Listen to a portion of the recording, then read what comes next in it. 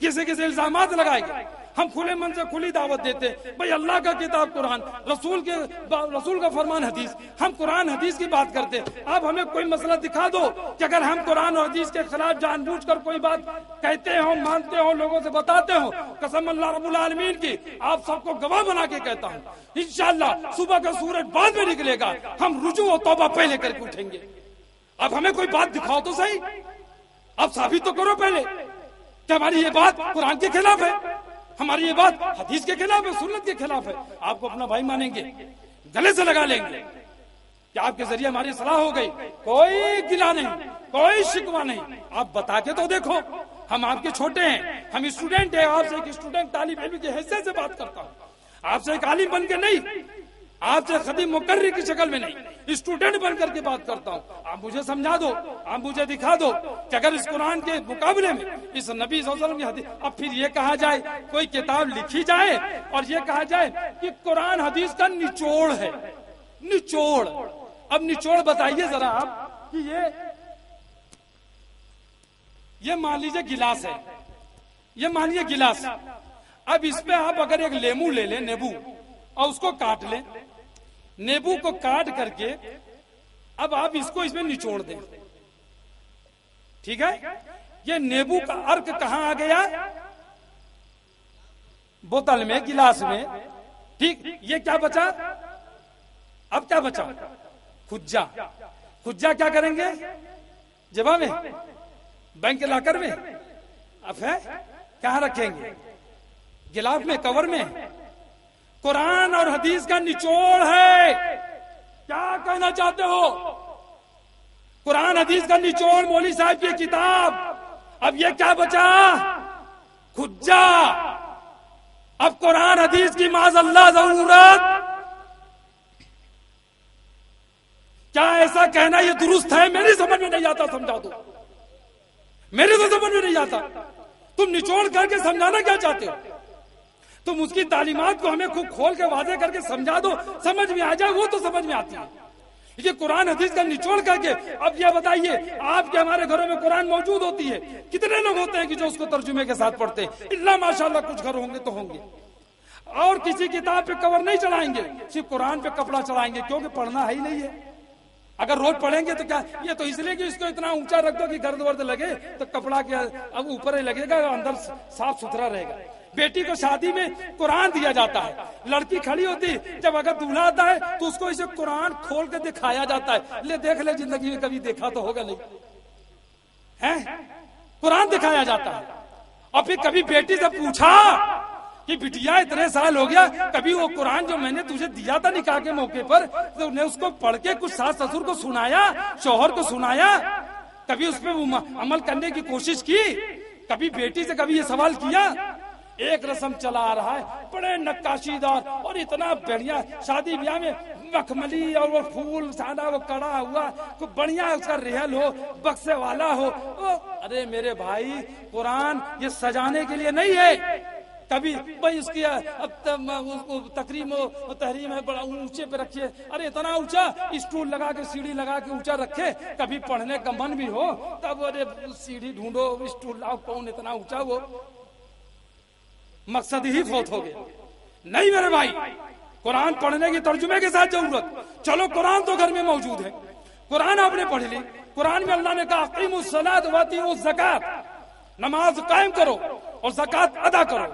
قرآن میں ہے، ہمیں آپ کو سب کو پتا ہے الحمدللہ، قریب سب کو معلوم قرآن موجود کہ نماز قائم کرو، زکات ادا کرو. کیا نماز پڑھنے کے قائم کرنے کا سارا طریقہ قرآن میں موجود ہے موجود؟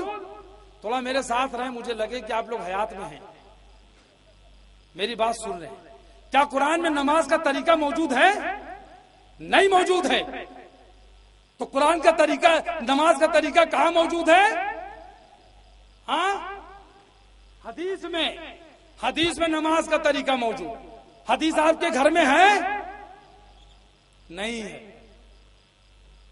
حدیث گھر میں نہیں ہے. اللہ کہہ رہا قرآن میں نماز قائم کرو. آپ نماز قائم کیے بھی ہو، پانچوں ٹائم کی پڑھ بھی رہے ہو، حدیث گھر میں ہے نہیں. اب میں سوال پوچھتا ہوں، آپ نے نماز سیکھی کہاں سے؟ بزرگوں سے.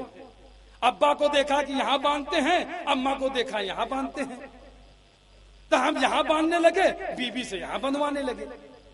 ارے کبھی یہ جاننے کی کوشش کی کہ نماز، پھر مسجد میں گئے، عجیب عجیب طریقے سے دیکھ رہے ہیں، کوئی یہاں باندھ رہا ہے، کوئی یہاں باندھ رہا ہے، کوئی ہاتھ نہیں باندھ رہا ہے، کوئی ہاتھ اٹھا رہا ہے، کوئی کیسے۔ کبھی یہ جاننے کی کوشش کی کہ اس میں صحیح کیا ہے، یا کہ سب صحیح ہے؟ ہاں، گئیو گابھین بیلو گابھین، سب صحیح ہے۔ ہاں کہ چار میں ہے، چاروں میں سب صحیح۔ کوئی کہیں چشمہ ہے، کوئی کہنے مائک ہے، کوئی کہنے کیلا ہے، کوئی کہنے جامون ہے، کہتے سب صحیح ہے، سب حق ہے۔ ایسا ممکن ہو سکتا ہے کیا؟